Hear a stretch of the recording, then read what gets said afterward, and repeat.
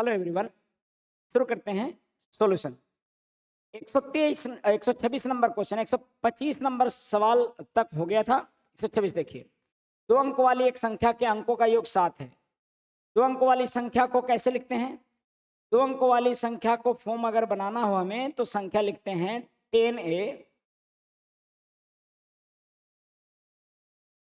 संख्या लिखेंगे 10a या 10a प्लस b के फॉर्म में, जहां पर कि b यूनिट प्लेस होगा और a 10th प्लेस, b इकाई अंक होगा और a दहाई अंक। यहां पर लेकिन इकाई अंक दे रखा है x। पहले सवाल पढ़ लीजिए ठीक से। 2 अंकों वाली एक संख्या है, 2 डिजिट वाला एक नंबर है जिनके अंकों का योग 7 है, सम ऑफ डिजिट 7 है। यदि इकाई अंक x है यानी यूनिट प्लस अगर x है तो संख्या क्या होगा? ध्यान दीजिएगा, अगर इकाई अंक मान लो कि x इकाई अंक है, यूनिट प्लेस है, इकाई अंक है, और y मान लीजिए y है, सो दहाई अंक है, तो संख्या जानते हैं क्या बनेगा?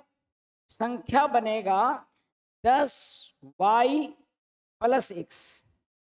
जैसे अगर मान लीजिए 3 5 है तो यहाँ पर इकाई अंक 5 है और दहाई अंक 10 है, तो ये 3 गुना 10 बनता है और प्लस 5 बनता है, ये तब ना 35 होता है ये। उसी तरह से अगर संख्या लिखना होगा, संख्या मुझे लिखना होगा तो मैं क्या करूंगा? 10 दहाई अंक वाला मैं 10 से गुना करूंगा, इकाई अंक वाला यूं ही रखूंगा, ये संख्या हो गया। अब ये कह रहा है कि यदि दोनों संख्याओं का योग कितना है? 7। x प्लस वाई बराबर दिया हुआ है 7, लेकिन मुझे x के टर्म में आंसर लाना है क्योंकि y हमने अपने खुद से माना है, ये x दे रखा था, इकाई अंक दे रखा था, y मैंने खुद से मान लिया दहाई अंक। अब मुझे पता है कि अगर मैं x निकालूंगा, x के टर्म में y निकालूंगा तो y बराबर हो जाएगा 7 माइनस x, और बस संख्या के लिए मैं पुट कर दूंगा इसमें।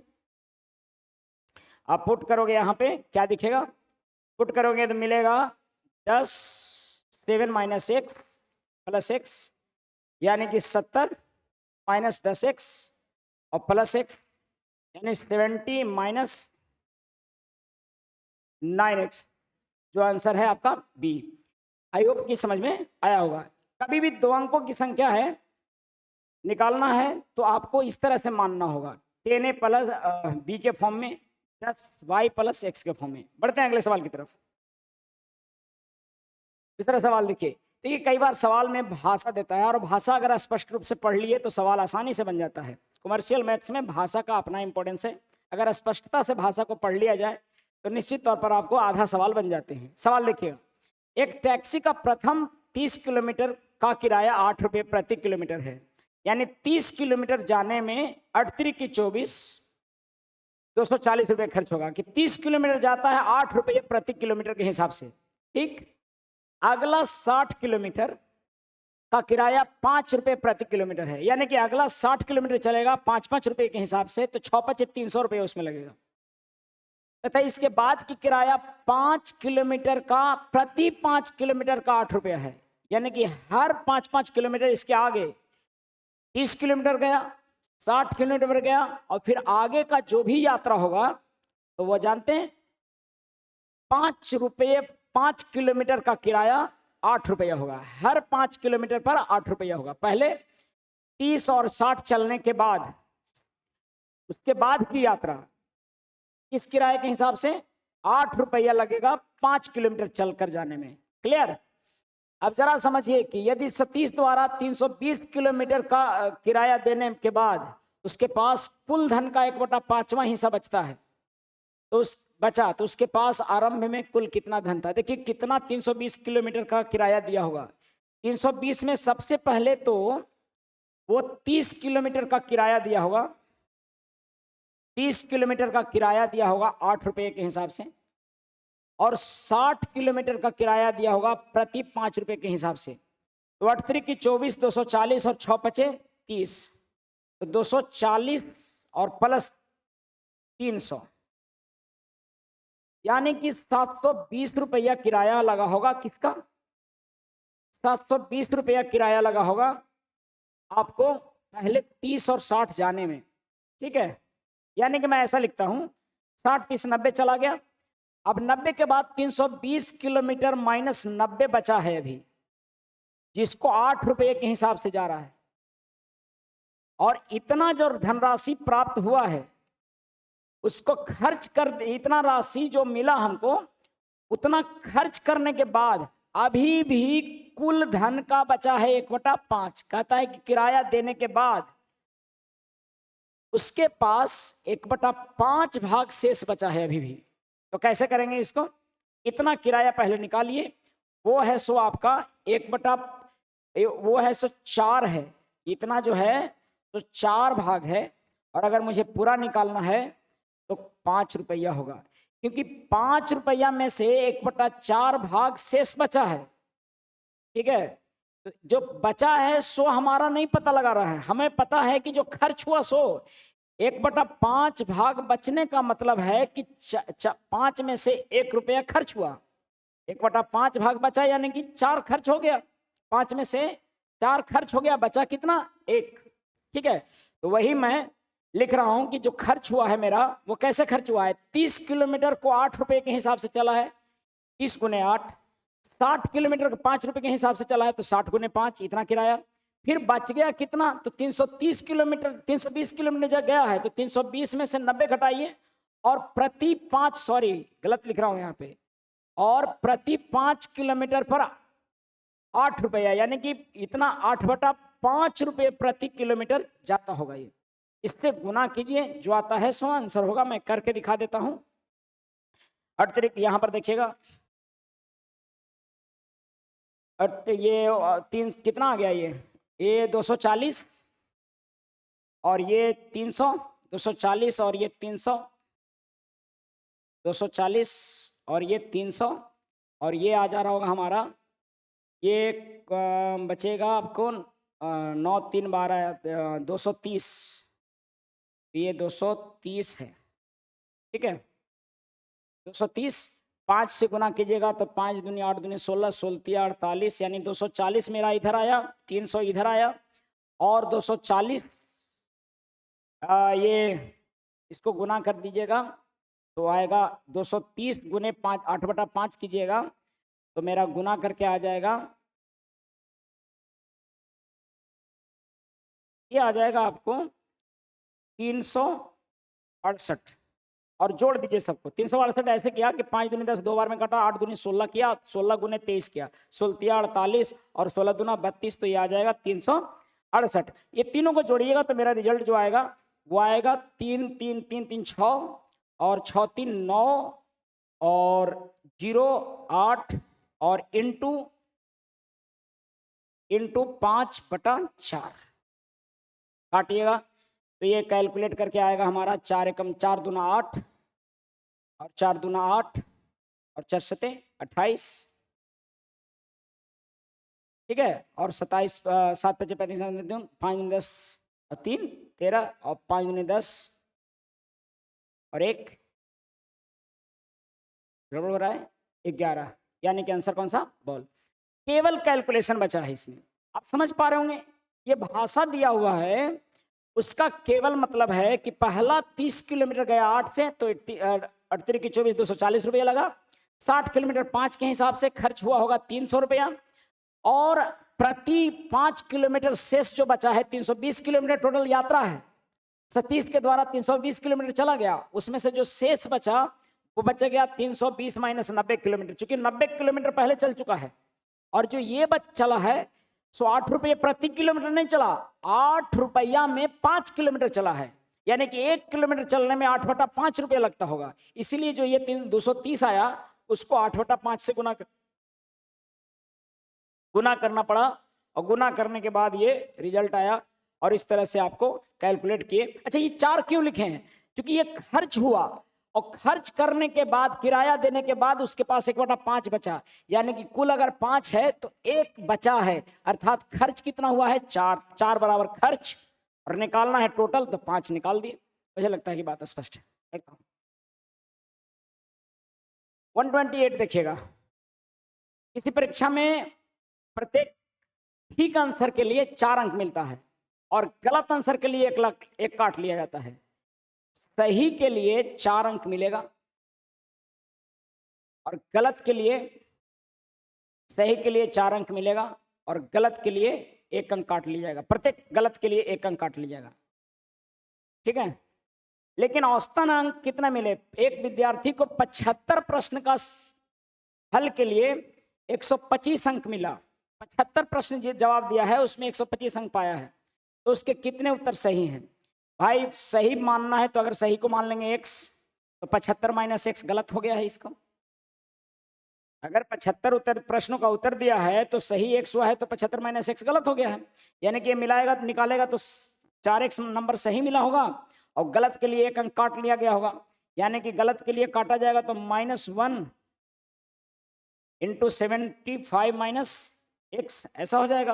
और इसको कैलकुलेट कीजिएगा तो 125 अंक मिलेगा। सोल्व कीजिएगा, आंसर आएगा यानी कि 4x और -75 और प्लस x बराबर 125। 75 और 125 यानी 5x बराबर क्या हो जाता होगा? 5x बराबर हो जाएगा 75 और 125, 7 9 यानी कि 200, यानी कि x बराबर कितना? 40। यानी 40 प्रश्नों के उत्तर दिए। एक तो तरीका ये है, एक तो तरीका ये है कि आपको डायरेक्ट निकल जा रहा है x मानकर। एक तरीका एलिगेशन से है। कैसे निकलेगा एलिगेशन से बिना x का? एलिगेशन को यूज करने के लिए सबसे पहले ध्यान दीजिए कि सही के लिए कितना और गलत के लिए कितना काटा जा रहा है।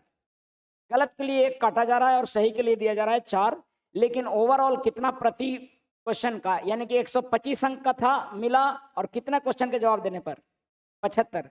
यानी कि औसतन निकाल लीजिए कि अगर 125 अंक मिला है तो 75 प्रश्नों के लिए में मिला है, तो प्रत्येक प्रश्न कितने का, यानी प्रत्येक प्रश्न का कितना आया है? तो 25 पचे 25 से 25 दिया 75, यानी प्रत्येक प्रश्न पर उसको प्राप्त हुआ 5/3। प्रत्येक प्रश्न पर उसको प्राप्त हुआ 5/3 अंक। तो 5/3 को बीच में रखिए, एलिगेशन से निकाल सकते हैं आप, लेकिन मैं कहता हूं कि x पर बनाइएगा, आसानी से बन जाएगा। घटाइएगा, आंसर आ जाएगा। यानी बड़ा में से छोटा घटाना हो तो इसमें से इसको घटाएंगे तो क्या मिलेगा? यहाँ पर हो जाएगा 5 4 3 12 में से 5 गया, 12 में से 5 गया 7 5 12, 7/3 और -3 है। घटाएंगे इसमें से बड़ा में से छोटा, तो यानी कि 5 3 8/3 हो जाएगा। अनुपात निकालेगा तो 8:7। याद रखिए बड़ा में से छोटा घटाना है, यानी इसमें से इसको घटाएंगे तो माइनस माइनस प्लस हो जाएगा ही। अरे समझ रहे हो ना? ये 8/3 कैसे आएगा? 5/3 और -(-1) करेंगे हम, ठीक है, तो यह ऐसा हो जाएगा। और ये 8:3 आया, 3 से 3 कट गया, 8 7 15, 15 बराबर 75, यानी कि 8 7 15, सही 8 तो गलत 7, तो 8 7 कितना? 15 प्रश्न में 8 सही 7 गलत, लेकिन प्रश्न कितना था? 75। तो 15 बराबर 75, तो 8 बचे। 15 बराबर 75 तो 1 बराबर 5, 15 बराबर 75, 15 यूनिट बराबर 75, तो 1 यूनिट बराबर कितना? 5 और 8 बचे 40, इसलिए आंसर इसका तो क्या था? 40 था, ठीक है। तो मैं तो मानता हूं कि x पर बनाइए, कोई दिक्कत नहीं है, थोड़ा मोड़ा कैलकुलेशन हो जाता है, कोई इशू नहीं है, लेकिन स्पष्टता से आंसर आएगा, क्योंकि बच्चे गलत वाला में माइनस करना भूल जाते हैं और घटा के गलत करके आंसर आते रहेंगे। और टीचरों को देखते हैं और उसके अनुसार से बनाना शुरू करते हैं। सबसे पहले तो सवालों को एकदम ऑथेंटिक बनाना सीखिए, क्योंकि जितना आप ओरिजिनल रहिएगा उतना ज़्यादा, हाँ, फिर आपको समझ में आने लगता है तो एकदम ट्रिक से बनाइए, जैसे ही बना सकते हैं। बढ़ते हैं आगे सवाल की तरफ।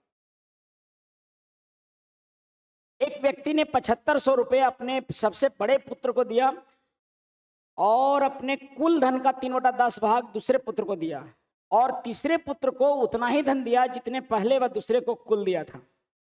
ओके, सबसे छोटे पुत्र को क्या मिला?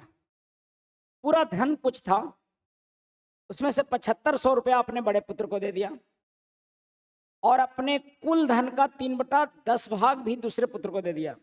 पहला पुत्र को दिया 7500, दूसरे पुत्र को कुल धन का 3/10, कुल मान लीजिए x का 3/10 भाग दे दिया दूसरे को, इतना दे दिया।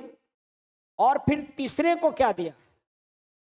तीसरे को उतना ही धन दे दिया जितना कि पहले और दूसरे को दिया, यानी कि यही 2 बार दिया गया, ठीक है। तीसरे को मिलाएंगे तो इतना कर देंगे, दूसरे 2 बार, क्योंकि जितना इन दोनों को मिला के दिया था उतना तीसरा को और दे दिया। जब टोटल धन इतना हो गया, यानी इतना धन खर्च हो गया एक व्यक्ति का, दूसरे को कुल धन दिया था। तो सबसे, हाँ, 3/10 भाग दूसरे पुत्र को दिया तथा तीसरे पुत्र को उतना ही धन दिया जितने पहले व दूसरे को कुल दिया था। तो पहले और दूसरे को दिया था इतना और फिर इतना दे दिया, अर्थात मेरा जो टोटल खर्च हो गया 7500 3x/2 ये इतना खर्च हो गया, और 3/10 भाग दूसरे पुत्र को दिया और तीसरे पुत्र को उतना ही धन दिया जी कि दोनों था। तो यानी कि ये टोटल खर्च हो गया मेरा कितना, पहला दूसरा को मिला पहले इतना और फिर इतना ही धन तीसरे को भी दे दिया और सब इतना दे दिया। तो कहने का मतलब है कि ये टोटल खर्च हो गया। अब बोलता है कि छोटे पुत्र को क्या मिला।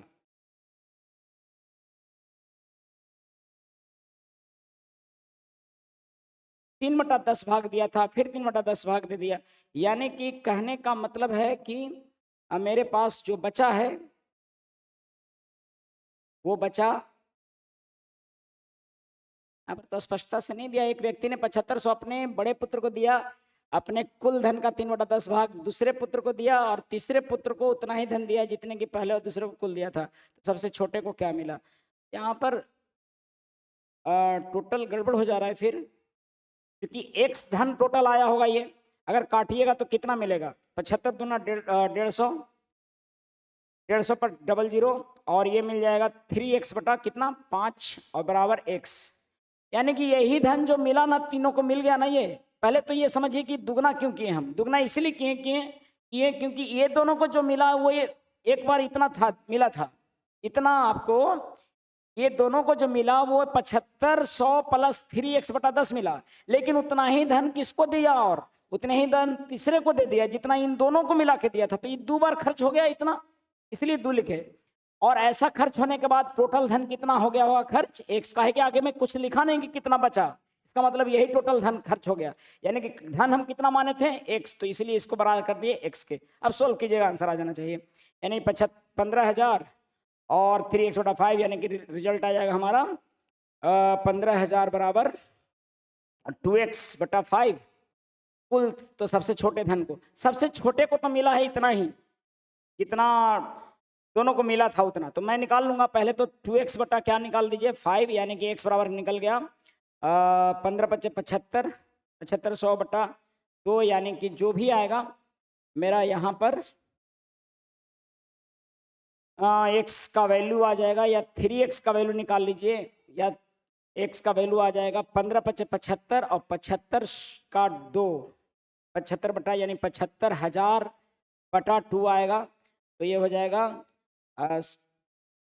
37 दूना 74 और 1 75 इतना, और ये x का वैल्यू आएगा, इसको पुट करिए यहाँ पर रिजल्ट आ जाएगा, यानी 7500 और प्लस।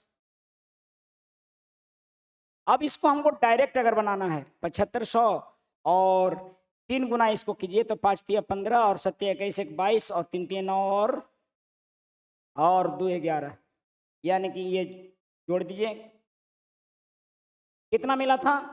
हमें पता है कि दूसरे व्यक्ति को मिला, जो लास्ट वाले को क्या मिला, जितना पहला और दूसरा को मिला। तो पहला को मिला 7500 और पहला और दूसरा को क्या मिला था, पहला को मिला था 7500 और दूसरा को मिला था कुल धन का 3/10।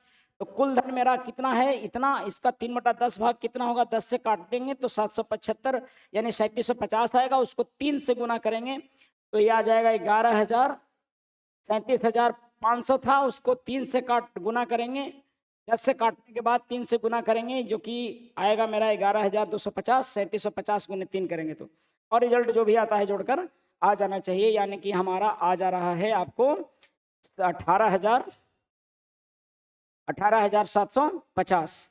किसको मिला ये, ऐसा मिला तीसरे को। तीसरे को कितना मिला, जितना कि पहला और दूसरा को मिलाकर मिला था। तो थोड़ा सा कैलकुलेटिव हो गया। अब जरा सा सोचिए कि हम डायरेक्ट अगर बात करें तो देखिएगा कि 3/10 भाग और 3/10 भाग डायरेक्ट सोचते हैं तो 3/10 भाग मिला पहले पुत्र को, उतना ही फिर दूसरे को तीसरे को मिला अंतिम वाले को। तो 3/10 और 3/10 यानी कि 5 यानी कि 3/5 भाग मिल गया, और उसके बाद 7500 का दुगना मिला। तो आप वैसे भी सोचिए कि 3/5 भाग जो बचा है वो कुल धन में से 75 दूनी 1.5 यानी 15,000 को घटाने के बाद जो आया है सो 3/10 है। यानी कि 3/10 घटाने के बाद आएगा सो जानते हैं कितना आएगा, 2/5 आएगा। 3/5 खर्च होने के बाद ये 3/5 कहाँ से आया सर, देखिए कैसे किए हैं, 3/10 दो बार खर्च हुआ है, यानी कि आया हुआ 3/5। 3/5 खर्च हो गया, यानी कि बचा कितना, 2/5। और 2/5 जो मेरा बचा है वो है कितना, 15,000। क्यों 15,000, क्योंकि इसमें भी 15 तो आप निकालिएगा तो यहाँ से स्पष्टता से हो जाएगा कि 2/5 भाग 15 है, तो यानी कि टोटल भाग कितना होगा, तो टोटल भाग हमारा हो जाएगा कितना, 2 से भागा दीजिए और 5 से गुना कीजिए, वही वाला रेशियो आएगा 37,500। लेकिन आपको एक्स पर बनाना है, ऐसे बनाएंगे, डायरेक्ट सोचना है तो बस इतना का मामला है, यानी कि पूरा भाग पूरा जो आएगा सो हमारा आएगा ये 37,500 और कैलकुलेट हो जाएगा, इतना ही सोचेंगे। लेकिन मैं कहता हूं कि एग्जाम में सोचना है एकदम आसानी से सोचिए कि पहला दूसरा का कितना धन, उतना ही तीसरा को, तो बस दुगना हो जाएगा और कुल के बराबर होगा एक्स के। पढ़ते हैं आगे, समझ में आ रहा है, कैलकुलेशन थोड़ा आपको संभल के करना होगा, बन जाना चाहिए। क्वाड्रेटिक इक्वेशन है, आप सब लोग जानते होंगे कि क्वाड्रेटिक इक्वेशन में इस तरह का अगर दिया हुआ हो कि x² + bx + c बराबर 0 हो, तो x जो इसका सॉल्यूशन होता है वो ये -b ± √b² - 4ac होता है और बटा 2a होता है। ठीक है, अब मुझे पता है कि इस प्रश्न में a बराबर कितना दिया हुआ है, तो a बराबर 1 है, चूंकि कोएफिशिएंट ऑफ x² यानी कि x² के साथे वाला को a बोलते हैं, कोएफिशिएंट ऑफ x यानी कि x के साथ वाला को b बोलते हैं, और जो ऐसे ही रखा हुआ है कांस्टेंट उसको c बोलते हैं। c बराबर -4 हो गया। अब मुझे x का मान निकालना है, तो x का वैल्यू निकलेगा कैसे, b तो -b का मतलब कि -5 प्लस माइनस b² का मतलब कि हमारा यहाँ b के जगह पर 5 है तो 5 5 25 -4ac -4 × a × c -4 क्या हो जाएगा कैलकुलेट करके, चर्चों का 16 और माइनस माइनस प्लस और 2 × a यानी 2 × 1, तो x बराबर हो जाएगा -5 प्लस माइनस √25 और चर्चों का 16 और 25 कितना,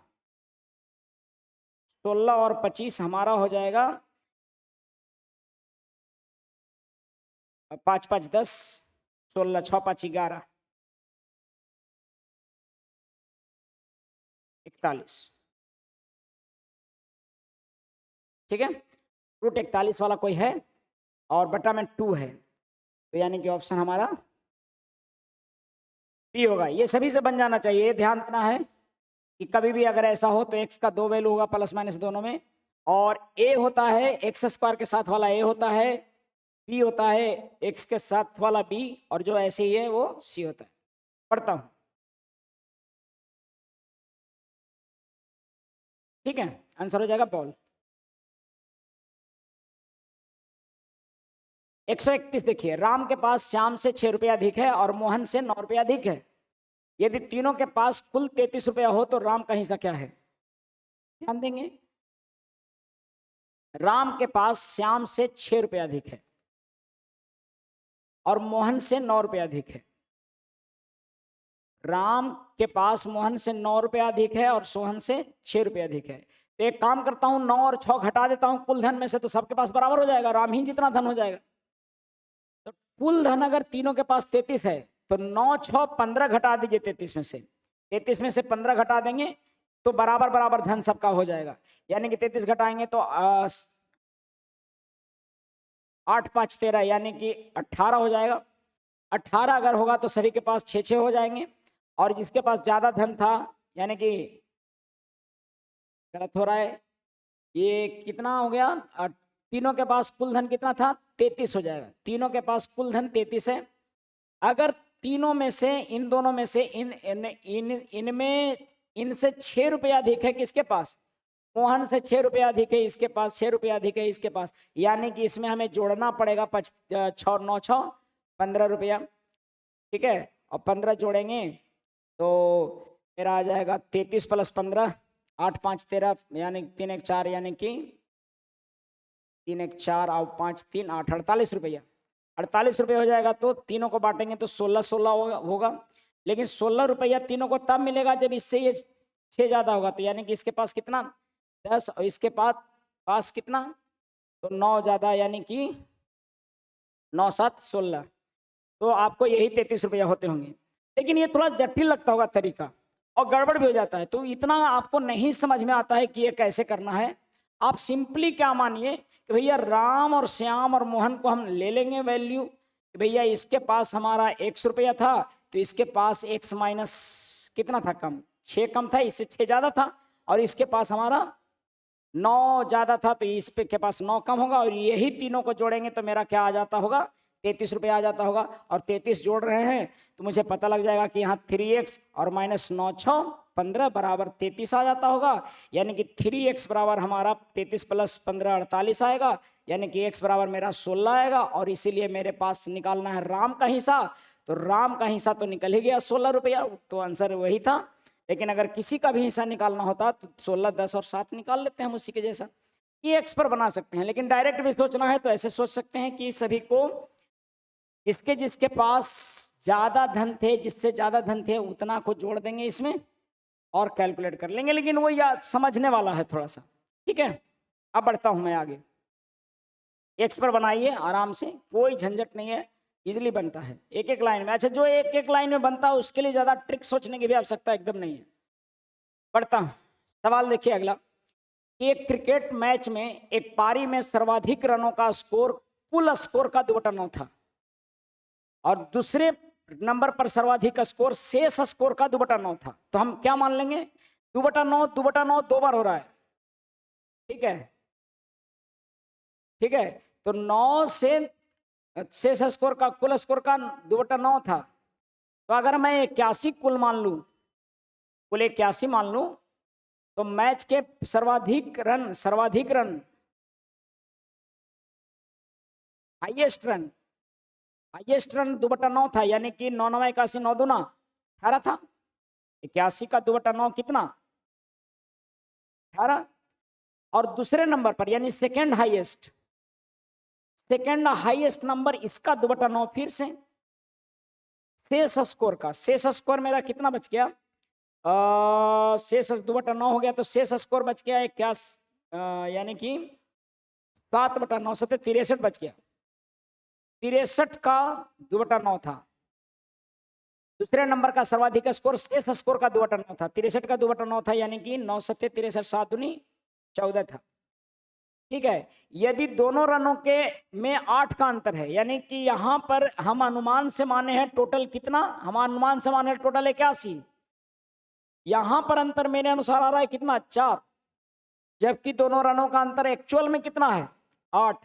हाईएस्ट और सेकंड हाईएस्ट का यहां पर वैल्यू आ रहा है 18 और 14, मेरे अनुसार आ रहा है 4, लेकिन रियल में कितना दिया हुआ है 8, यानी कि 4 बराबर 8 रन, 4 यूनिट बराबर 8। तो कुल स्कोर कितना, कुल स्कोर मेरा कितना माना हुआ था 81, तो 81 बराबर यानी कि 162। और वैसे भी 81 से कटने वाला एक ही नंबर ही था, 81 से कटने वाला एकमात्र नंबर है कौन सा, 81 से कटने वाला एकमात्र नंबर है डी, ठीक है। 132 के बाद देखिएगा 133, अधिकतम मान चाहिए, तो यार इसमें कोई संकोच नहीं करना है, इसके अधिकतम वैल्यू लेने हैं और पुट कर देने हैं। 8 अधिकतम वैल्यू, 9 अधिकतम वैल्यू, और इसका अधिकतम वैल्यू 1 है, और 9 और 1 अगर लेंगे तो 9 और 1 कितना होगा 10। तो ये आसान सा सवाल था, अधिकतम मान लेना है, तो जो बड़ा वाला वैल्यू होगा वही ले लीजिए, ठीक है। पढ़ता हूं, इसका nवां पद कौन सा होगा, ये भी बताया गया है, पहले भी डिस्कस किया गया है, पिछले वीडियो में देखिए, ये बताया गया है कि nवां वैल्यू क्या होगा। इसका फर्स्ट टर्म कौन सा है पता है, इसका फर्स्ट टर्म आपका 1/n है, और इसका कॉमन डिफरेंस क्या है, कॉमन डिफरेंस देखिए ना, ये वाला पता है ये 1 + 1/n है, ये वाला 2 प्लस ये जो टर्म है वो 2 + 1/n है, अगर भागा देंगे तो, यानी कि फर्स्ट टर्म 1/n है, और आपको हर बार जो बढ़ रहा है सो कितना बढ़ रहा है, 1/n ही बढ़ रहा है, हर बार बढ़ रहा है कितना, 1/n। इसको घटाएंगे इसमें से तो कॉमन डिफरेंस 1, इसमें से इसको घटाएंगे तो 1 हो जाएगा, यानी कॉमन डिफरेंस कितना हो रहा है, 1 हो रहा है। कॉमन डिफरेंस निकालना है तो इस पद से इसको घटा दीजिए, यानी कि 1 + n 1/n में से 1/n को घटाएंगे, क्या मिलेगा, 1 मिलेगा। यही कॉमन डिफरेंस होता है। nवां पद चाहिए, nth टर्म मैं निकाल लेता हूं। nth टर्म बराबर होता है, यानी tn बराबर क्या होता है, a + n - 1 × d होता है। a के जगह पर हमारा 1/n है, और n - 1 हमको निकालना ही है, nवां टर्म निकालना है, और कॉमन डिफरेंस की जगह पर 1 है, यानी कि आप देखेंगे सोल्व करके तो यहाँ पर मिलेगा 1/n + n - 1। सोल्व करने के बाद ये मिल पाएगा 1 + n² - n/n, जो कि ऑप्शन नंबर आपको बी में है। ठीक है, फर्स्ट टर्म ये पता ही होगा, a + n - 1 × d, ये पहले भी था क्वेश्चन, शायद सेट में भी था या कहीं था, ये रिपीट किया हुआ है। बढ़ते हैं, ये आसान सा सवाल। इसमें पता लगाना first term, common ratio, sorry common difference, और nth टर्म। 135 x का वैल्यू निकालना है। कभी भी इस तरह का दिया हुआ हो x का वैल्यू निकालना है तो वैल्यू पुट कर दीजिए, क्वाड्रेटिक पर मत जाइए। क्वाड्रेटिक सोल्व कीजिएगा, बहुत डिफिकल्ट होगा आपके लिए, तो क्वाड्रेटिक पर मत जाइए, सीधा x का वैल्यू पुट कीजिए। जैसे मान लो 4 लेते हैं तो 4/4 यानी 3 - 1 आ जाएगा इधर। अगर मैं 4 पुट कर रहा हूं तो 4/4 यानी कि 1 - 3 बराबर 4 दूनी 8, 5/8, 8 3 11 आएगा, ये नहीं ऑप्शन हो सकता है। 3 पुट कर रहा हूं तो 4/3 -3, क्या ये बराबर हो जाएगा 5/3 दूनी 6, 6 3 9, 5/9 के, तो नहीं होगा, 3 3 9, ये भी गलत हो गया। अगर 2 मैं 2 पुट कर रहा हूं तो 2 दूनी 4 यानी 2 - 3, और ये अगर देख रहा हूं तो, और ये मैं देख रहा हूं तो ये आ जाएगा 5 कितना, सॉरी 5/2 दूनी 4 और 3 7, ये भी नहीं होगा। और जब 3 नहीं होगा तो आंसर पक्का कौन होगा, चौथा। चेक करके देख सकते हैं आप, 3 अगर कैंसिल हो गया और आंसर आना ही है तो कौन होगा, आंसर चौथा होगा।